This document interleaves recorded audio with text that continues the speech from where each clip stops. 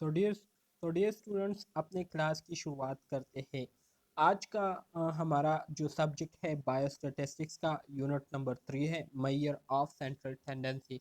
Measure of central tendency किसे कहते हैं? मेजर ऑफ सेंट्रल टेंडेंसी से मुराद ये है कि ये हमारे पास एक ऐसी मेजरमेंट होती है जिसमें हम बेसिकली क्या करते हैं, जिसमें हम बेसिकली स्टडी करते हैं मीन के बारे में, मूड के बारे में, मीडियन के बारे में, स्टैंडर्ड डिविएशन के बारे में, वेरिएंस के बारे में।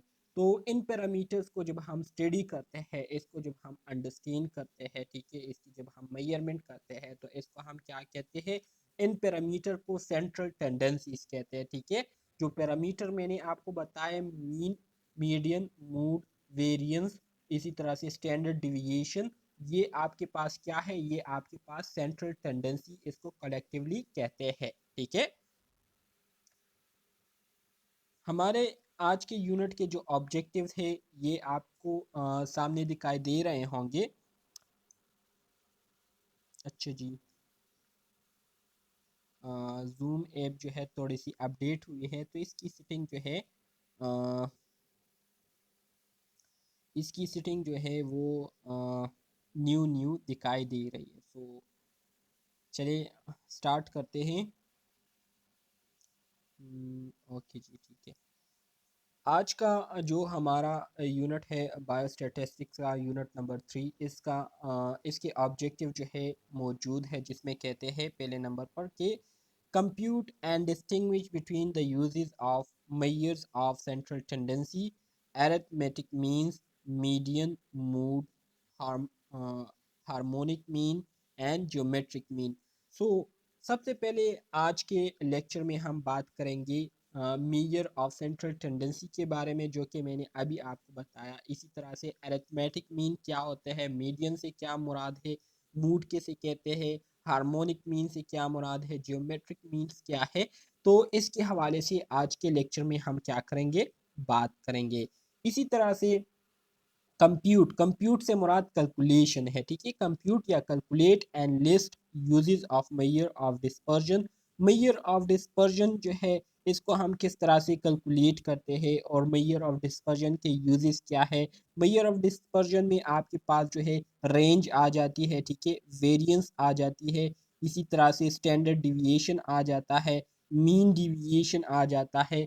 आई एन क्यू से क्या आता है? आई क्यू से मुराद ये है कि इंटर इंटर क्वार्टर इंटर अच्छा जी, मेरे माइंड से इसका नाम जो है वो मैं भूल गया हूँ। इंटर क्वार्शियल है या इस तरह से कोई आता है, इंटर क्वार्शियल रेंज एक्सेट्रा। तो ये आपके पास मेजर ऑफ डिस्पर्जन में आती है, तो इसको हम डिस्कस करेंगे। इसके साथ साथ हम कैलकुलेट करेंगे मीन एंड स्टैंडर्ड डिविएशन को ग्रुप डेटा के लिए। सबसे पहले हम ग्रुप अनग्रुप डेटा में इसको डिस्कस करेंगे, अंडरस्टैंड करने की कोशिश करेंगे, और फिर लास्ट में इसको फिर ग्रुप फॉर्म में क्या करेंगे, अंडरस्टैंड करने की कोशिश करेंगे। इसके अलावा understand the distinguish between population mean and sample mean. Population mean, sample mean में क्या डिफरेंस है, इसको हम क्या करेंगे, डिस्कस करेंगे और अंडरस्टैंड करने की कोशिश करेंगे। तो आज का लेक्चर जो है इंतहाई आसान है, लेकिन आप लोगों ने जो है जस्ट कंसंट्रेशन लेक्चर पर देनी है। तो इंशाल्लाह लेक्चर जो है आपके लिए इंतहाई आसान होगा और आप हर एक चीज़ को आसानी से अंडरस्टैंड कर सकेंगे। तो आगे बढ़ते हैं।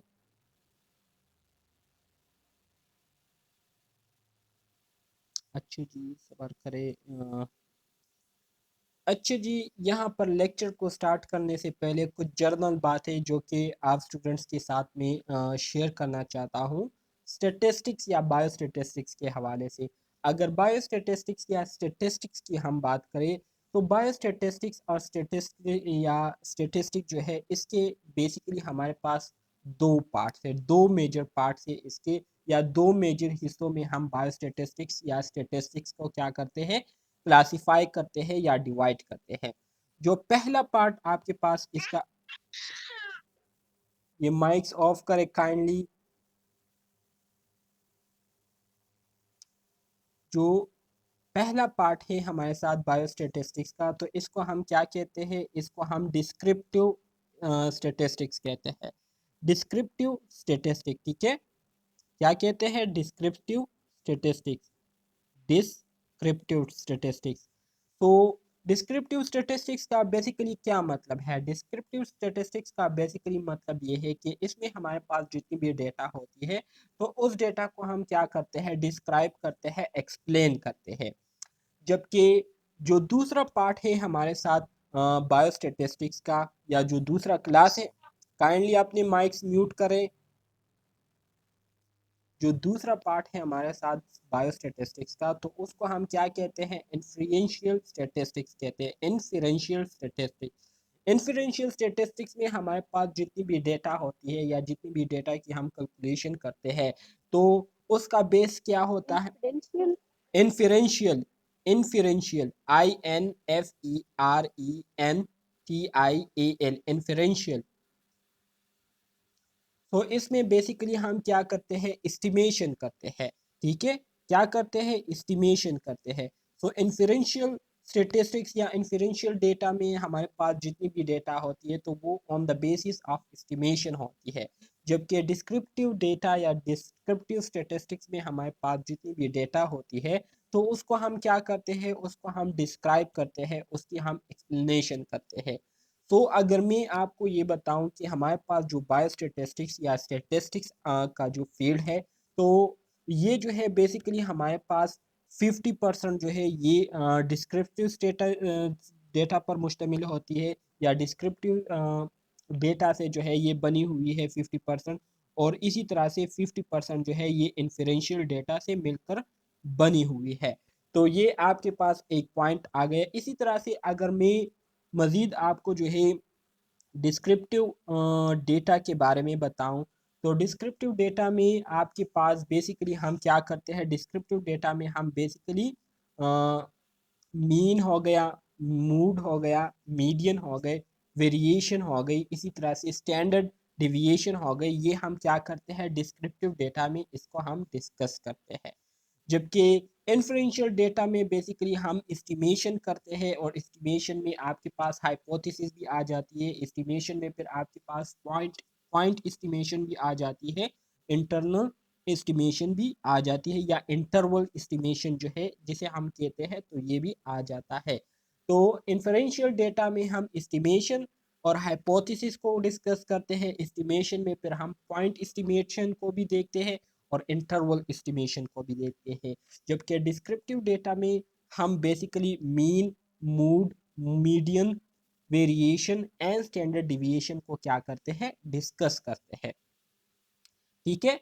तो ये कुछ जर्नल डिफिनेशन या जर्नल इंफॉर्मेशन थी सर स्टेटिस्टिक्स के हवाले। डिस्क्रिप्टिव डिस्क्रिप्टिव स्टैटिस्टिक्स में हम मीन सॉरी इंटरवल इंटरनल और पॉइंट हाइपोथेसिस को नहीं देखते हैं, ये सब कुछ हम इन्फ्रेंशन में करते हैं। हाँ जी और बिल्कुल। डिस्क्रिप्टिव में हम मीन मोड को देखते हैं। हाँ जी बिल्कुल, mean, mood, median, variation and standard deviation.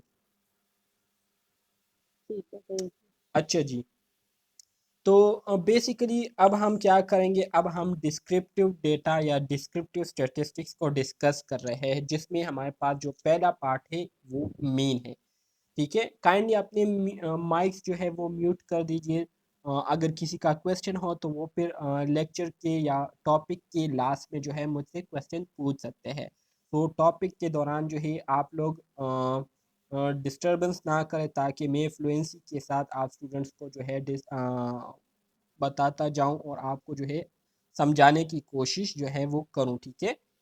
तो सबसे पहला हमारे पास जो पैरामीटर आता है, ठीक है, इसको हम क्या कहते हैं, इसको हम मीन कहते हैं। क्या कहते हैं, मीन। मीन नॉर्मली आप लोगों ने ये वर्ड जो है बहुत बार सुना होगा, जिसका बुनियादी मतलब क्या होता है, एवरेज होता है, ठीक है, एवरेज। मीन से क्या मुराद है, मीन से मुराद एवरेज है, ठीक है। एवरेज मिसाल के तौर पर मैं आपको एग्जाम्पल देता हूँ, मिसाल के तौर पर आपके पास एक डेटा दिया गया है, ठीक है, 1 हो गया, 2, 3, 4 एंड ये 5, 5 नंबर्स आपको दिए गए हैं, ठीक है। और अब आपसे कोई कहता है कि इसकी एवरेज निकालें। तो एवरेज किस तरह से आप लोग निकालेंगे, एवरेज निकालने का आपके पास एक सिंपल तरीका है, ठीक है। सिंपल तरीका ये है कि सबसे पहले आप क्या करेंगे, सबसे पहले आपको जितने भी नंबर दिए गए होते हैं, जितने भी डेटा आपको दिया गया होता है, तो उस डेटा को आपने क्या करना होगा, उस डेटा को आपने प्लस करना होगा। ठीक है, जैसे कि 1 हो गया, 1 2 3 4 5, ये आपके पास 5 नंबर है। ठीक है, 5 ऑब्जर्वेशन है, तो इसको आपने क्या करना है, प्लस करना है। जैसे कि 1 plus 2, 2 plus 3, 3 plus 4 and 4 plus 5।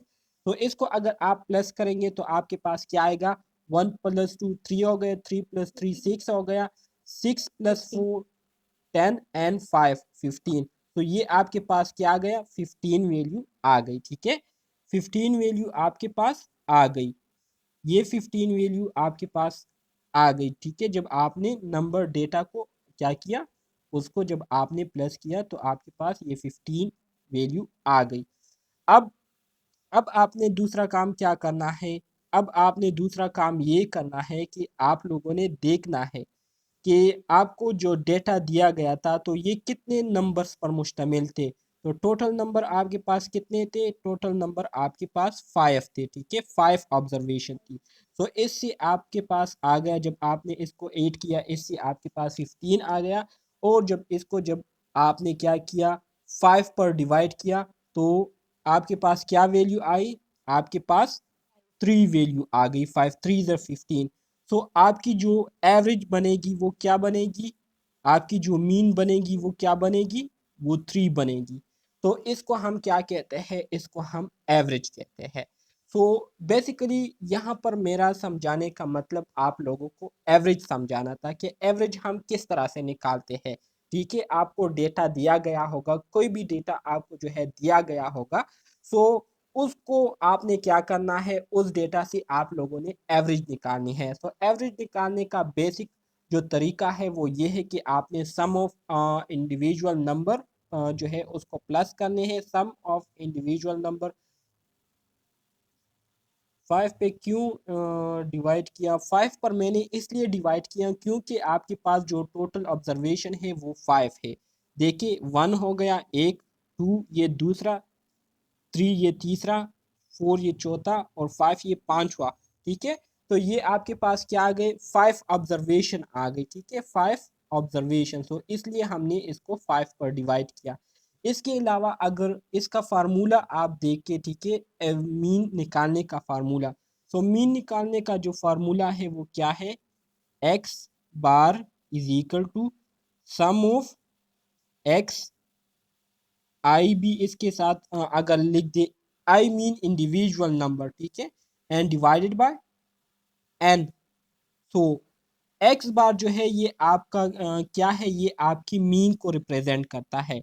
ये ई जो आपको नजर आ रही है, इसका मतलब क्या है, सोमेशन है। सोमेशन मतलब एडिशन करना, प्लस करना। एक्स से मुराद कोई भी नंबर, मतलब 1 हो गया, 2 हो गया, 3 हो गया, 4 हो गया। तो आपके पास जितने नंबर होते हैं तो उसको आपने क्या करने होंगे, आपस में ऐड करने होंगे।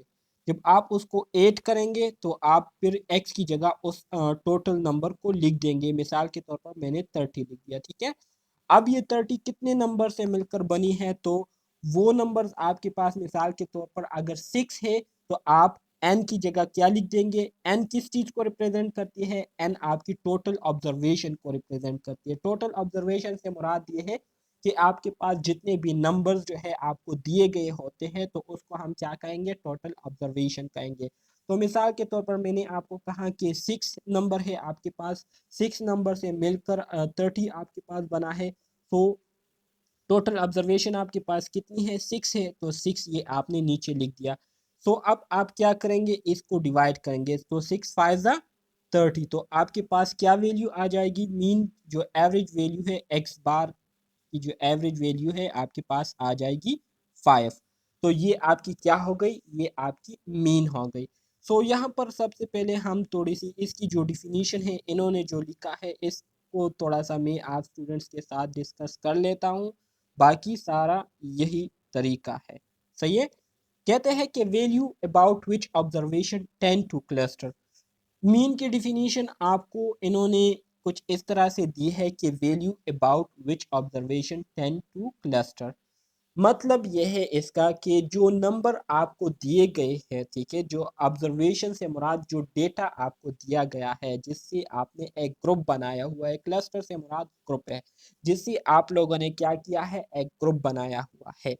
सो इसको जब आप क्या करते हैं, इसको जब आप ऐड करते हैं, ऐड करने के बाद जब आप इसको डिवाइड करते हैं, और डिवाइड करने के बाद आपके पास जो वैल्यू आती है, तो उस वैल्यू को हम क्या कहते हैं, एवरेज कहते हैं। सो मिसाल के तौर पर मैंने आपको अभी एक डेटा दिया था, ठीक है, कि 1 हो गया, 2 हो गया, 3 हो गया, 4 हो गया, और इसी तरह से 5। ये आपको डेटा दिया गया है, ठीक है। इसको क्या कहेंगे हम, इसको हम ऑब्जर्वेशन कहेंगे। सो इस ऑब्जर्वेशन को सबसे पहले आप लोगों ने प्लस करना होगा। प्लस करने के बाद आपके पास जो वैल्यू आएगी वो आप लिख देंगे। फिर आपने देखना है कि ये कितने नंबर थे जिसको हमने प्लस किया, उससे हमारे पास ये वैल्यू आई।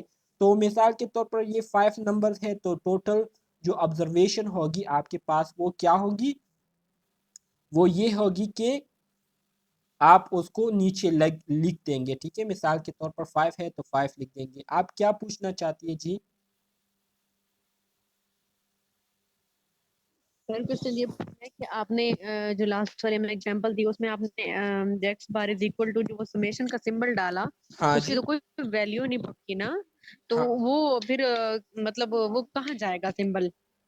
देखिए, मैं आपको इस मीन का फार्मूला बता रहा हूँ। मीन का फार्मूला क्या है, ये फार्मूला अपने साथ लिख लीजिए, नेक्स्ट स्लाइड में आ रहा है, लेकिन मैं आपको समझाने के लिए यहाँ पर अभी बता रहा हूँ। X bar is equal to sum x i divided by n. ये क्या है, ये आपके पास मीन का फार्मूला है, ठीक है। एवरेज जब भी आप निकालेंगे तो इसी फार्मूले को यूज करते हुए आप क्या करेंगे, एवरेज निकालेंगे, ठीक है। इस फार्मूले को अगर आप अप्लाई नहीं करते, यूज नहीं करते, तो आपका आंसर फिर गलत आएगा। अब सबसे पहले आप इसको देखिए, जो एक्स बार है, ठीक है, इस ये किस चीज को रिप्रेजेंट करता है, ये आपके इस मीन को रिप्रेजेंट करता है, एवरेज को रिप्रेजेंट करता है, ठीक है। फिर इसके बाद आपके पास ये ई आ जाता है। ई किसे कहते हैं, ई का मतलब समेशन है। इसका मतलब क्या है, समेशन है। सो इसके आगे आपके पास जितने भी वैल्यू आएंगे, तो उसको आप क्या करेंगे, उसको आप ऐड करेंगे। जब आप उसको ऐड करेंगे तो मतलब आपने इस ई को यूज कर लिया, तो ये खत्म हो जाता है। तो इस वजह से फिर आप दोबारा ई नहीं लिखेंगे, बल्कि जो वैल्यू आई होती है वो आप लोगों ने लिख देनी है। अब ये वैल्यू जितने नंबर से आई हुई होती है, तो अगर वो आपके पास 5 नंबर है, 5 नंबर से वैल्यू आई है, 6 नंबर है, 6 से आई है, तो आपने क्या लिख देना है, एन की जगह आप लोगों ने क्या कर लेना है, 5 लिख देना है, 6 लिख देना है, मतलब जो भी जितने भी आपको जो है नंबर दिए गए हो, ठीक है, तो वो लिख देना है। और फिर आप जब इसको टोटल डिवाइड करेंगे, तो आपके पास जो वैल्यू आएगी उसको हम क्या कहेंगे, उसको हम एवरेज कहेंगे। क्या क्वेश्चन है जी, पूछे। समेशन पता, ये जो है ना, ये सिग्मा को शो कर रहा है, इसको सिग्मा बोलते हैं समेशन को। और समेशन। ये जो सिग्मा है ना, ये हमारी टोटल ऑब्जर्वेशन होती है, हमने ऐड करके जो हमारी अमाउंट होती है ना वो लिखनी होती है।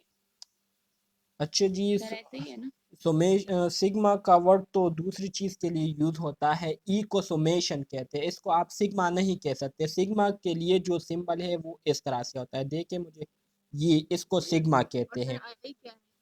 आई इंडिविजुअल, इंडिविजुअल मतलब एक्स के साथ आपको जो आई नजर आ रहा है ना, आई से मुराद ये है कि आपके पास जो अलग अलग वैल्यूज है, मतलब 1 2 3 4 5, तो इंडिविजुअल मतलब एक एक वैल्यू को आप क्या करेंगे, प्लस करेंगे। सो आई मीन इंडिविजुअल। मतलब एक्स आई का मतलब है कि जितने इंडिविजुअल के नंबर हैं वो। हाँ, एक्स आई से मतलब इंडिविजुअल नंबर, जितने भी आपके पास नंबर है, अलग अलग नंबर है, तो उसको आप क्या करेंगे, ऐड करेंगे, ठीक है। फार्मूले की समझ आ गई, इस मीन्स की समझ आ गई आप स्टूडेंट्स को। अच्छा जी, नेक्स्ट स्लाइड की तरफ चलते हैं, जी मजीद आपको इसकी समझ आ जाएगी। अब यहाँ पर आपको एग्जाम्पल दिया गया है, एग्जाम्पल को आप लोग जरा देख लीजिए। इस एग्जाम्पल में आपको एवरेज के बारे में समझाया जा रहा है। कहते हैं कि let us compute the mean, compute से मुराद let us calculate the mean या एवरेज ऑफ द सैंपल।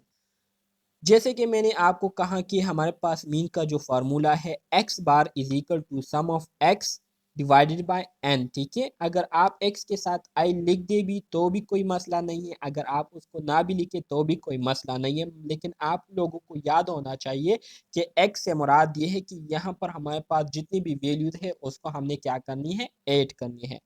सो आपको एक डेटा दिया गया है, आप डेटा देख सकते हैं। मतलब x की जगह आपको दिया गया है कि 110 110 plus 118 plus 110 plus 122 plus 110 plus 150। तो इन सारों को आप जब प्लस करेंगे तो इससे आपके पास क्या वैल्यू आएंगी, अगर कोई कैलकुलेट करके मुझे बताए तो हम आगे फिर पढ़ें।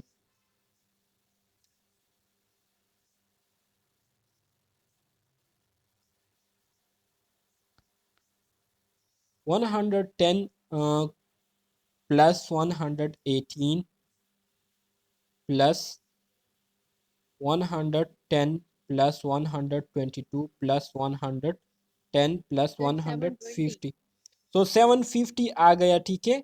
50 या 20, सो अच्छा जी 720 आ गया।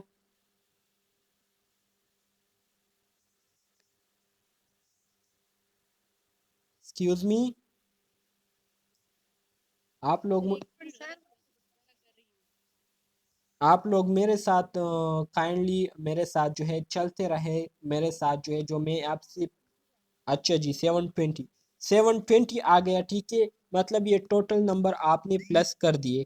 अब दूसरा काम आप लोगों ने क्या करना है, अब दूसरा काम आप लोगों ने ये करना है कि आप लोगों ने देखना है कि आपको कितने नंबर जो है दिए गए हैं, आपको डेटा कितना दिया गया है। तो डेटा में आप इसको काउंट करेंगे 1 2 3 4 5 6। सो 6 नंबर आपके पास मौजूद है। सो एन की जगह आप क्या लिख देंगे, नीचे जो एन आपको फार्मूला में दिखाई दे रहा है स्मॉल एन, तो इसकी जगह आप लिख देंगे 6, ठीक है।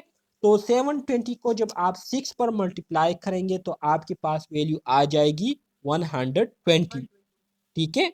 तो इस तरह से आपकी जो मीन वैल्यू आएगी, जो एवरेज वैल्यू आपकी आएगी, तो वो क्या होगी, 120 होगी। तो इस तरह से आप लोगों ने एवरेज को क्या करना है, कैलकुलेट करना है। अब समझ आ गई इसकी? ओके जी, very good. So in the above example there are some new mathematical notation. मजीद आगे बढ़ते हैं, इसको डिस्कस करते हैं। यहाँ पर अब आपको एक एक चीज़ के बारे में बताया जा रहा है, जो कि मैंने ऑलरेडी आपको कहा कि जो एक्स बार आपको नज़र आ रहा है, ठीक है, जो एक्स के ऊपर जो लाइन है इसको हम किस तरह से प्रोनाउंस करते हैं, इसको हम एक्स बार कहते हैं, ठीक है। एक्स बार, एक्स बार का मतलब क्या है, एक्स बार का मतलब मीन है, मतलब ये आपके मीन को रिप्रेजेंट करता है, एवरेज को रिप्रेजेंट करता है, ठीक है। फिर दूसरा अगर आप देखें, जो दूसरा पार्ट आपको फार्मूले का दिया गया है, तो इस दूसरे पार्ट को अगर आप देखें तो इसमें आपके पास ये ई वाला निशान है, ठीक है, ई वाला निशान है। The second part of the equation show this quantity is calculated और द फार्मूला, ठीक है। तो इसमें आपके पास सुमेशन है एक्स डिवाइडेड बाय एन। तो इसका क्या मतलब है, अब इसको भी आगे डिस्कस करते हैं। सो आपको अगर ये ई दिखाई दे रहा हो तो इसको जो है आप क्या कह सकते हैं, इसको आप आपकी बात ठीक थी, इसको आप सिग्मा सिंबल, इसको सिग्मा सिंबल कहते हैं, लेकिन इसकी जो प्रोनाउंसिएशन है इसको सुमेशन कहा जाता है, ठीक है। सुमेशन, सुमेशन का मतलब ये है कि आपको जितने भी नंबर्स दिए गए हैं, ई के सामने आपके पास जितने भी नंबर है, ठीक है, तो उन सारों नंबर्स को आपने क्या करना है, सम करने हैं, मतलब उसको आप लोगों ने प्लस करना है, ठीक है। तो जब आप उसको प्लस कर लेंगे तो आपके पास जो सिंबल सुमेशन है ये ख़त्म हो जाएगा, मतलब आप लोगों ने इसको यूज़ कर लिया, ठीक है। इसी तरह से अगर आप मज़ीद इसको देखें तो इसके बाद आपके पास जो वैल्यू आती है इसको हम क्या कहते हैं, नीचे जो आपको n दिया गया है, n का मतलब क्या है, we must divide by n, मतलब जितने भी नंबर्स और जितने भी ऑब्जर्वेशन होते हैं, ठीक है, तो उन ऑब्जर्वेशन को हमने क्या करना है, n की जगह लिखना है, ठीक है। जब n की जगह लिखेंगे तो जाहिर बात है ऊपर जो वैल्यू होती है उसको हम नीचे वैल्यू के साथ डिवाइड करेंगे और हमारे पास फिर टोटल नंबर आएंगी, ठीक है। अब मीन की समझ आप स्टूडेंट्स को आ गई कि नहीं?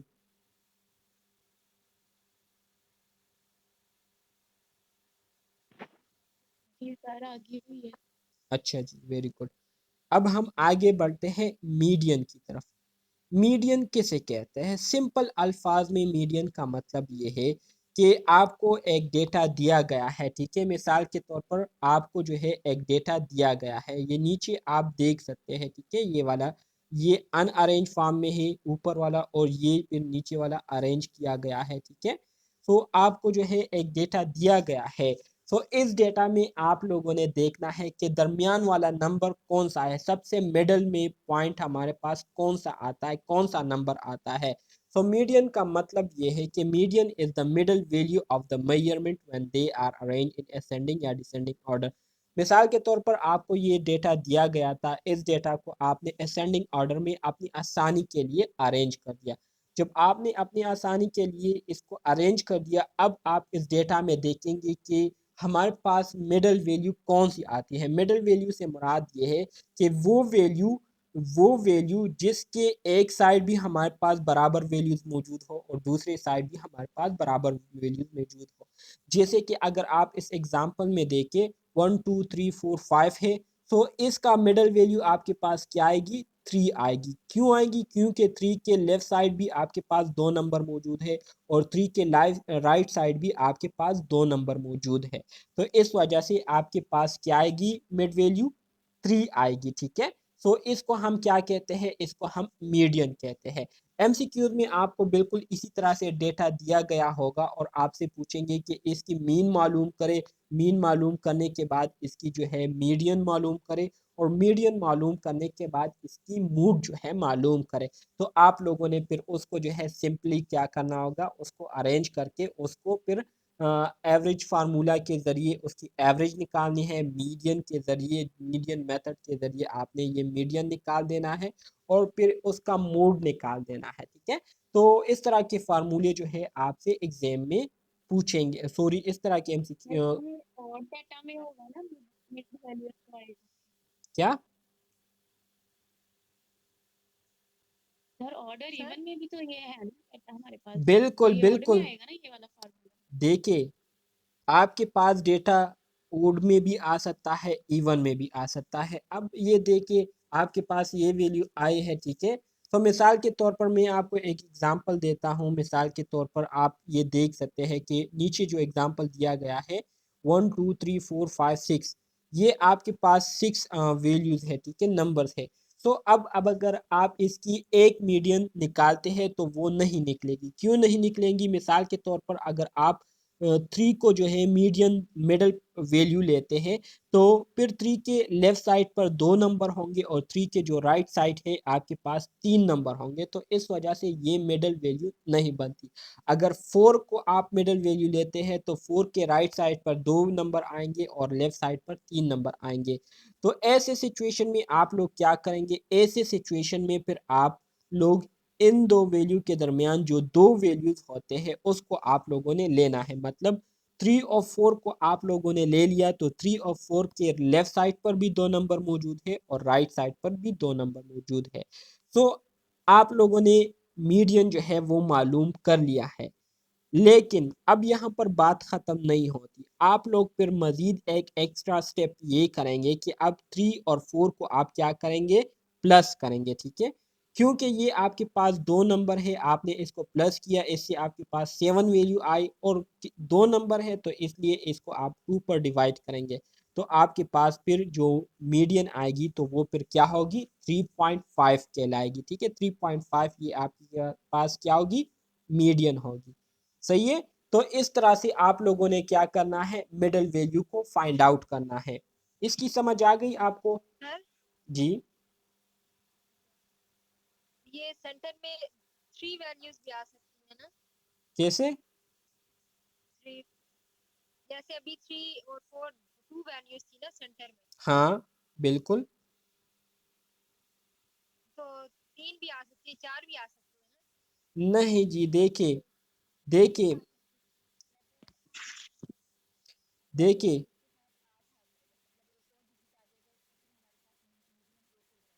हाँ जी बिल्कुल। देखिए अभी मैं आपको एक एग्जांपल देता हूँ, आ गई आ गई समझ? जी सर, समझ आ गई। चलिए ठीक है, वेरी गुड। तो इंतहाई सिंपल है, मीन और मीडियन का समझ आप स्टूडेंट्स को सबको आ गई कि नहीं, कोई कंफ्यूजन है अभी भी? सर ऑड और इवन का बता देना इनको कि अगर ऑड में डाटा होगा तो हमारे पास एक सिंगल वैल्यू में जवाब आएगा, अगर देखिए इवन में होगा तो हमने दो वैल्यू को प्लस करना है और उसको दो पे डिवाइड कर हाँ देना है। तो सर इसमें जी जी बोले, कोई क्वेश्चन है? सर नहीं देती, ऑड में होगा तो एक पे डिवाइड करेंगे, नहीं जी नहीं जी, ऑड में एक पर होगा नहीं तो डिवाइड सिंगल करेंगे, जवाब आएगा। सिंगल जवाब आएगा। देखिए मैं आपको नहीं बताता हूँ, अभी जैसे देखिए ये आपके पास 5 है, देखिए 1 2 3 4 5 6 7। तो अब ये आपके पास देखिए, अब अगर आप इसको देखिए 1 2 3 4 5 6 7 है, 7 है। तो इसका मिड नंबर आपके पास कौन सा आएगा? 1 2 3 4 5 6 7। तो 4 को अगर आप ले ले, देखिए 4 के लेफ्ट साइड पर भी 3 नंबर आते हैं और 4 के राइट साइड पर भी 3 नंबर आते हैं। तो इस तरह से आपके पास जो मीडियन आएगी, जो मिड वैल्यू आएगी, वो क्या आएगी? 4 आएगी। अब मिसाल के तौर पर आप जो है क्या करते हैं, आप लोग 7 के बाद क्या करते हैं, 7 के साथ एक दूसरा नंबर 8 करते हैं, 8। अब यहाँ पर आपके पास देखिए 1 2 3 4 5 6 7 8। तो यहाँ पर अगर आप नोट करें 4 5, अब आप अगर 4 को मिड वैल्यू लेते हैं तो लेफ्ट साइड पर 3 वैल्यू आएंगी और राइट साइड पर आपके पास 4 वैल्यूज आएंगी। अगर 5 को आप क्या करते हैं, मिडिल वैल्यू कंसीडर करते हैं, तो राइट साइड पर आपके पास 3 वैल्यू आएगी और लेफ्ट साइड पर आपके पास 4 वैल्यूज आएंगी। तो ऐसी कंडीशन में आप क्या करेंगे, ऐसी कंडीशन में फिर आप लोग 4 और 5 को क्या करेंगे, इन दोनों को आप मिड वैल्यू कंसीडर करेंगे। तो इस तरह से फिर आपके पास जो प्रॉब्लम है वो हल होगी, क्योंकि इसके लेफ्ट साइड पर भी 3 नंबर मौजूद है और राइट साइड पर भी 3 नंबर मौजूद है। तो ये आपके पास मिड वैल्यू क्या कहलाएंगी, फिर आपके पास ये मिड वैल्यू कहलाएंगी। तो इस वजह से आप फिर इस दोनों को क्या करेंगे, 8 करेंगे। 8 करने के बाद आपके पास जो वैल्यू आएंगी तो उसको आप 2 पर डिवाइड करेंगे और उससे जो वैल्यू आएंगी तो वो फिर क्या कहलाएगी, मीडियन वैल्यू कहलाएगी। अब समझ आ गई कि नहीं?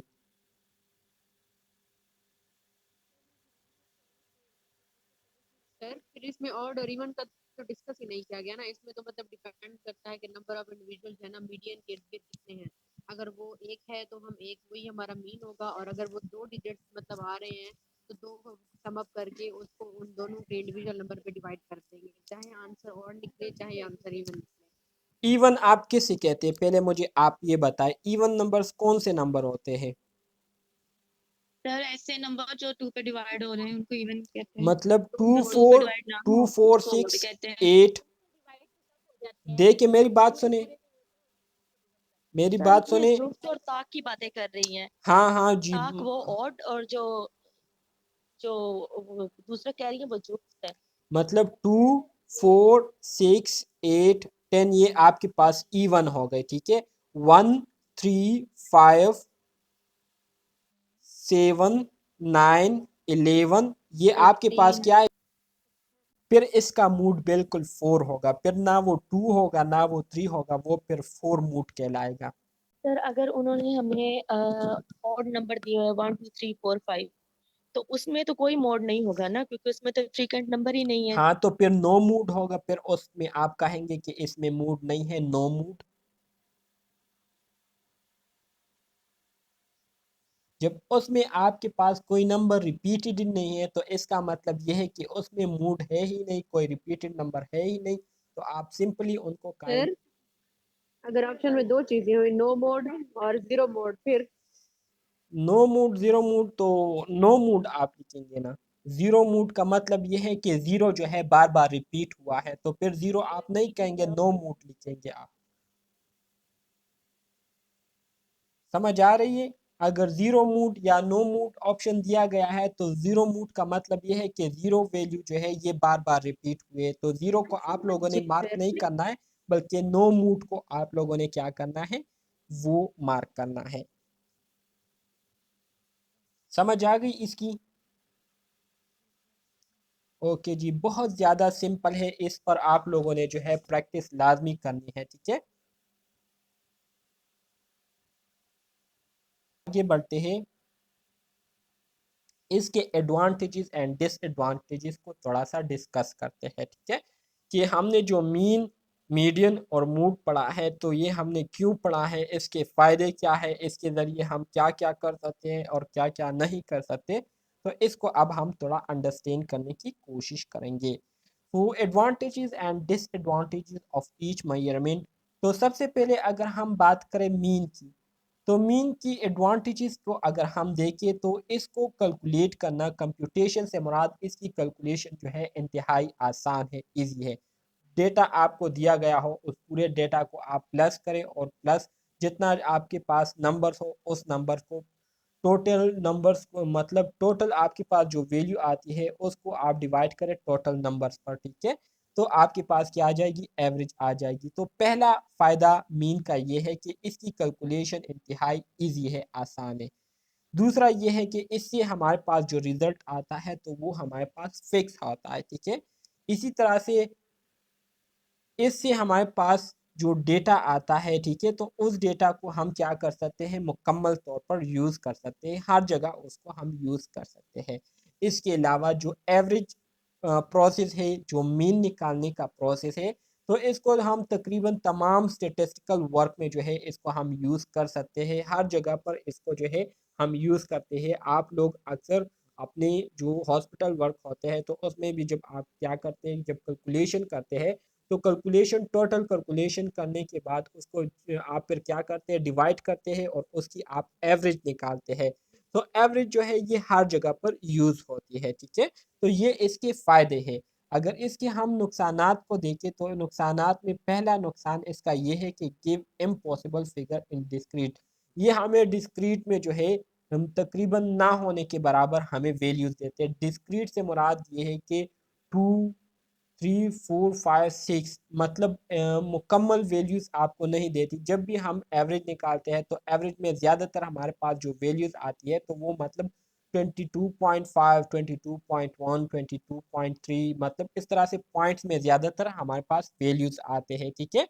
इसी तरह से अफेक्टेड बाय एक्सट्रीम वैल्यू, मतलब ये है इसका, इस पॉइंट का मतलब ये है, मिसाल के तौर पर आप 3 फ्रेंड्स हैं, ठीक है, पोस्ट आयरन के आप 3 फ्रेंड्स हैं, आपकी पॉकेट मनी क्या है, एक की पॉकेट मनी जो है वो 10,000 है, एक की पॉकेट मनी जो है 20,000 है, एक की पॉकेट मनी क्या है 30,000 है। सो इसको अगर हम टोटल प्लस करेंगे तो हमारे पास 60,000 बनेंगे, ठीक है। टोटल कितने बंदे हैं, 3 बंदे हैं, तो इससे हमारे पास क्या आएगी, इससे हमारे पास टोटल आएगी 320। मतलब हर एक बंदे को तकरीबन हर एक बंदे की जो एवरेज पॉकेट मनी है वो क्या है, 20,000 बनती है। लेकिन अगर मैं अब इसके साथ एक बंदा और ऐड करूं, मिसाल के तौर पर आपकी क्लास की एक और बंदी है, ठीक है, जिनकी पॉकेट मनी आप सबसे ज़्यादा है, मिसाल के तौर पर उनकी पॉकेट मनी जो है वो क्या है, 50,000 है, 50,000। 50,000 भी थोड़ा सा कम है, इसको मैं ज़्यादा कर देता हूँ, तकरीबन उनकी पॉकेट मनी जो है वो क्या है, उनकी पॉकेट मनी 1 लाख है, ठीक है। आप सबसे उनकी पॉकेट मनी क्या है, ज़्यादा है। सो 1 लाख के साथ जब हम इन्स को ऐड करते हैं तो 1,60,000 बनते हैं, 1,60,000 बनते हैं। सो 1,60,000 को जब हम 4 पर डिवाइड करेंगे, ठीक है, मतलब टोटल बंदे अब 4 हो गए ना, तो जब 4 पर डिवाइड करेंगे तो हमारे पास क्या आएगी, तकरीबन 40,000 आएगी, ठीक है। तो 40,000 मतलब हर एक बंदे की जो एवरेज पॉकेट मनी है तो वो क्या है, वो 40,000 है। तो 40,000 आप देखें मतलब एक बंदे की सैलरी की वजह से जो दूसरे लोगों की जो पॉकेट मनी है वो भी ज़्यादा होगी, जो कि हकीकत में उनकी नहीं है। तो इसका दूसरा नुकसान ये है कि इसकी वजह से मीन में थोड़ी सी भी ज़्यादती की वजह से एक बंदे के साथ भी अगर ज़्यादा पैसे हो, ठीक है, वो ज़्यादा खर्चा करता हो, तो इससे जो दूसरे लोग हैं वो क्या होंगे, मुतासिर होंगे। सो इफेक्टेड बाय एक्सट्रीम वैल्यूज़ की वजह से मीन के आपकी जो टोटल वैल्यू है वो क्या होती है, वो इफेक्ट होती है, वो मुतासिर होती है। ठीक है, इसकी समझ आ गई आपको। Yes sir. इसी तरह से need all the data for calculation. और इसी तरह से तीसरी जो डिसएडवांटेज है मीन की वो ये है कि जब भी हम मीन को कैलकुलेट करते हैं तो मीन को कैलकुलेट करने के लिए हमें तमाम डेटा जो है उसको कैलकुलेट करना होता है, मतलब पूरी कैलकुलेशन करनी होती है। सबसे पहले हम डेटा को क्या करते हैं, प्लस करते हैं। प्लस करने के बाद उससे हमारे पास जो वैल्यू आती है उसको फिर हम टोटल ऑब्जर्वेशन पर डिवाइड करते हैं और उससे हमारे पास क्या आता है, मीन आता है। तो मतलब ये है कि मीन को कैलकुलेट करने के लिए हमें फिर पूरा डेटा जो है वो क्या करना होता है, मैयर करना होता है। तो ये मीन की क्या है, डिसएडवांटेज है। इसी तरह से अब अगर हम मीडियन की बात करें तो मीडियन का पहला फ़ायदा ये है कि इस के ज़रिए हमें एक्सट्रीम वैल्यूज़ का इस पर कोई असर नहीं होता। क्यों नहीं होता, क्योंकि मीडियन में हम क्या करते हैं, मीडियन में हम जो मिडल वैल्यू होती है सिर्फ उसको हम कंसीडर करते हैं। मिसाल के तौर पर एक बंदा है, ठीक है, मिसाल के तौर पर एक बंदा है, मतलब अ, एक की पॉकेट मनी 10 है, एक की पॉकेट मनी 20 है और एक की पॉकेट मनी जो है वो क्या है, 60,000 है। सो अब हम इसमें क्या करेंगे, इसमें हम मिडल वैल्यू देखेंगे। तो मिडल वैल्यू हमारे पास क्या आएंगी, 20 आएंगी।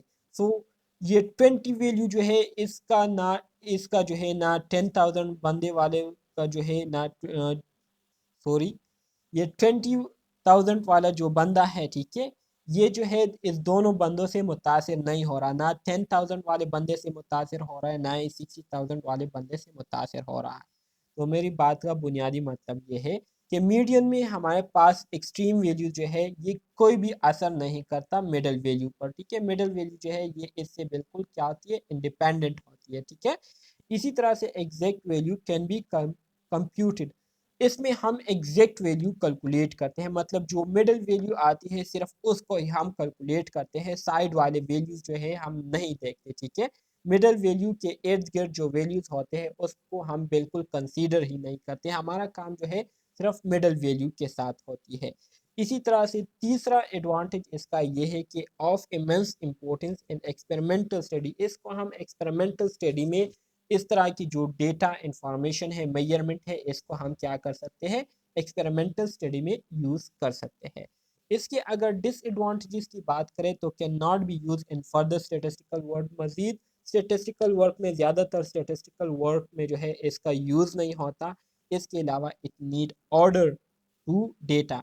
इस से डेटा लेने के लिए हमें इसको जो है सबसे पहले ऑर्डर में करना होता है, ऑर्डर में अरेंज करना होता है, तभी हम इससे अपना मतलब जो है वो निकाल सकते हैं। एक नुकसान ये हो गया। इसके अलावा does not comprise of all the data. क्योंकि मैंने आपको बताया कि मीडियन में हम सिर्फ जो मिडल वैल्यू होती है उसको हम कंसीडर करते हैं और बाकी जो वैल्यूज़ होती है उसकी कोई अहमियत नहीं होती।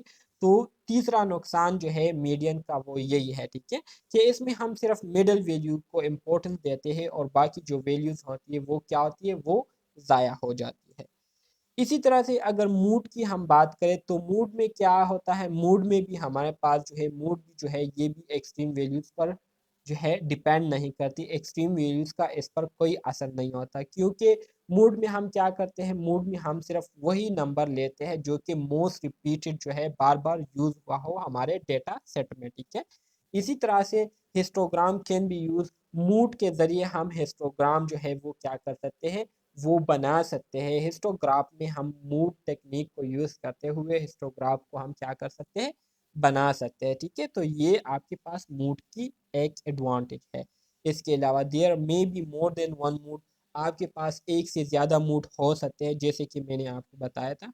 Does not represent all data, ये भी तमाम डेटा को रिप्रेजेंट नहीं करती। इसके अलावा इसका भी जो है स्टेटिस्टिक्स में फर्दर कोई ख़ास रोल नहीं है। तो ये आपके पास कुछ एडवांटेजेस और डिसएडवांटेजेस के मीन, मूड और मीडियन के, जो कि मैंने आप स्टूडेंट्स के साथ शेयर किए। तो सबसे पहले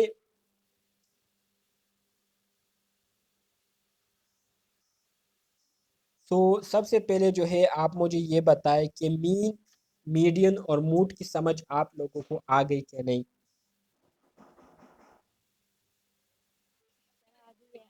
अच्छा सर जी, आ गई है। किसी किस्म की कंफ्यूजन तो नहीं है ना?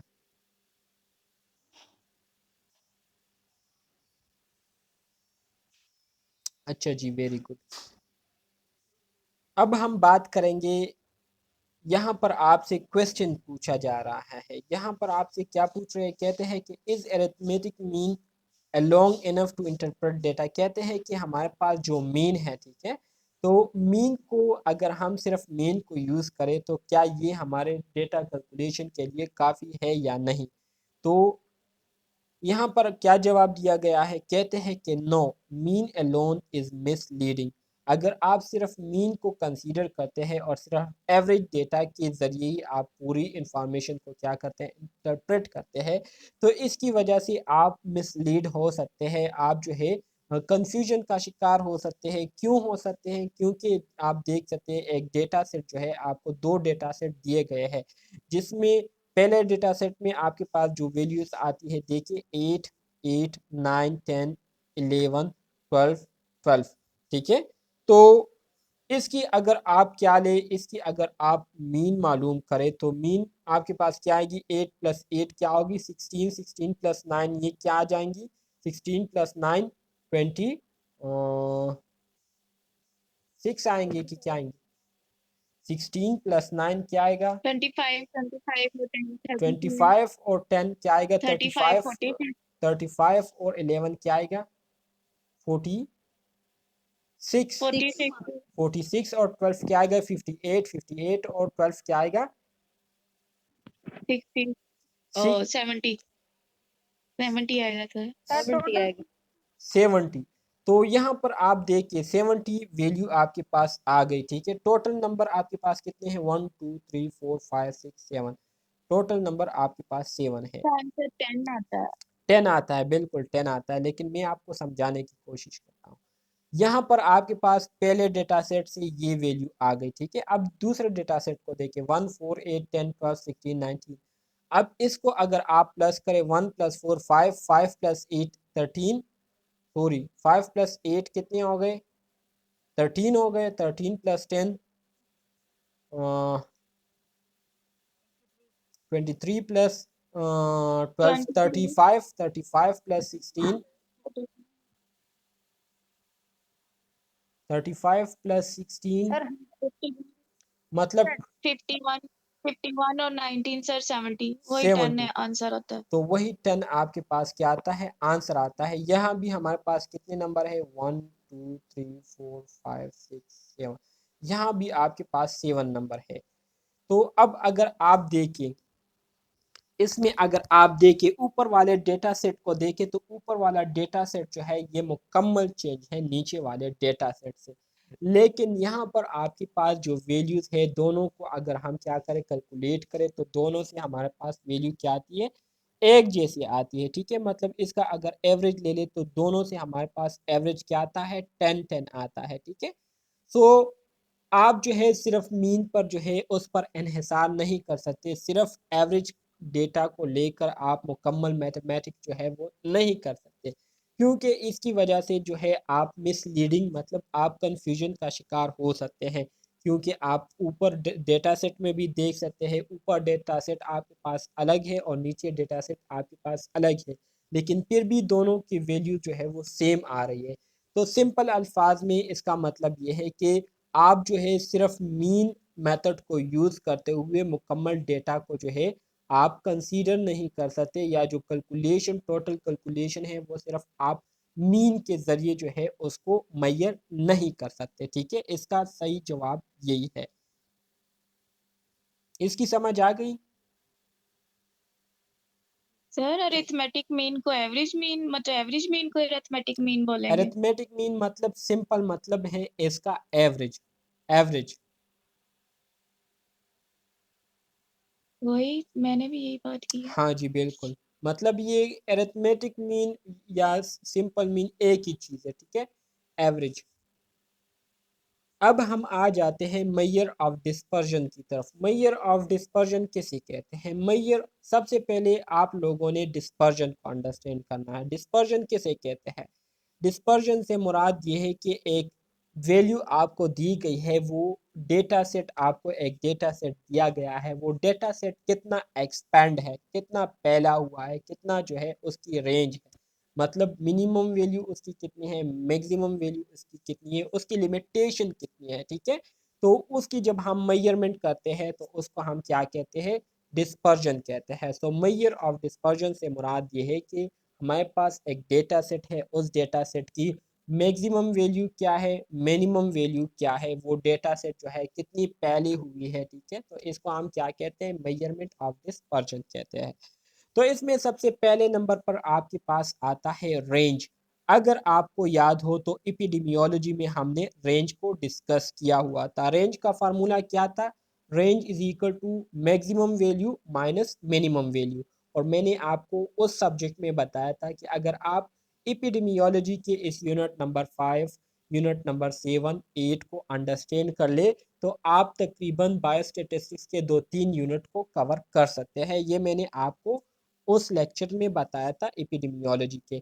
इसी तरह से मैं आपको यहाँ पर भी ये बात बताता हूँ कि अगर आपने इस यूनिट को अच्छे तरीके से अंडरस्टैंड कर लिया तो आने वाला unit number 4, unit number 5, unit number 6, इसको समझना आप स्टूडेंट्स के लिए इंतहाई आसान हो जाएगा।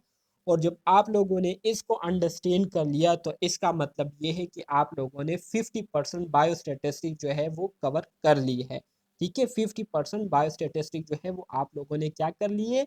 कवर कर ली है, ठीक है। तो इसलिए आप लोगों ने लेक्चर को गौर से सुनना है, जो भी मैं आपको बताता हूँ बिल्कुल उसी तरह से आप लोगों ने ही क्या करना है? फॉलो करना है मुझे, ठीक है। तो सबसे पहले हम बात करते हैं रेंज की।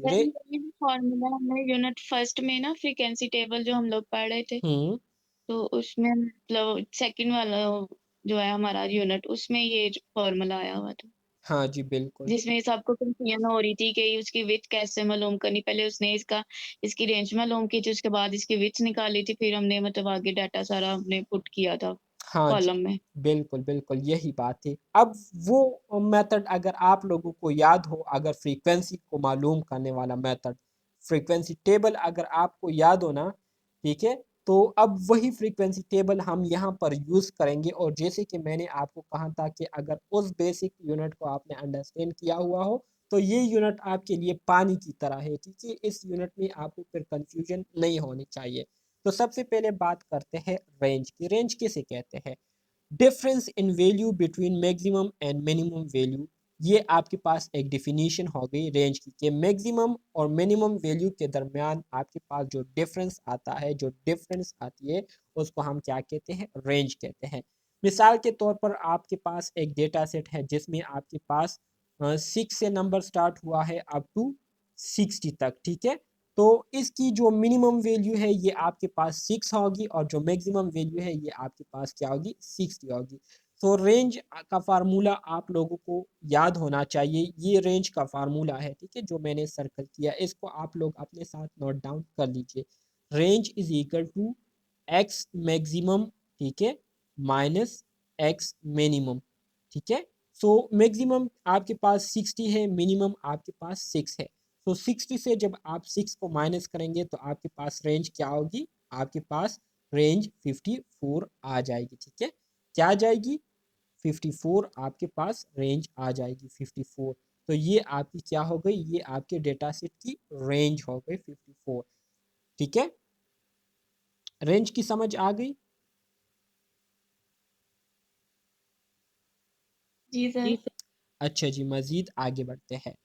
तो रेंज के हवाले से फिर यहाँ पर आपको बताया जा रहा है कि रेंज ये एक ऐसा पैरामीटर है जिसको हम आसानी से क्विकली इसकी हम कैलकुलेशन कर सकते हैं सिंपल अल्फाज में कि मैक्सिमम से मिनिमम को माइनस करो, ज़्यादा से कम को, मतलब जो सबसे ज़्यादा है उस वैल्यू को लिखे और उससे सबसे कम वैल्यू डिवाइड करे तो उससे जो माइनस करे तो उससे जो वैल्यू आएगी वो आपकी रेंज होगी। Not very useful, does not take into consideration bulk of values, only extreme values। कहते हैं कि जो रेंज है ये आपके पास बायो स्टेटिस्टिक्स में इसकी इतनी ज़्यादा इम्पोर्टेंस नहीं है और नॉर्मली हम जो स्टेटिस्टिक्स में इसको यूज़ करते हैं तो इसकी इतनी ज़्यादा मतलब इस्तेमाल नहीं है। क्यों नहीं है? क्योंकि इसमें जो डेटा सेट, क्योंकि ये इस वजह से इसकी यूज़ इतने कॉमन नहीं है क्योंकि आपके पास जो डेटा सेट दिया गया होता है तो डेटा सेट में आपके पास दरमियान में जो वैल्यूज़ होते हैं उसको मुकम्मल तौर पर इस प्रोसेस में इग्नोर कर दिए जाते हैं।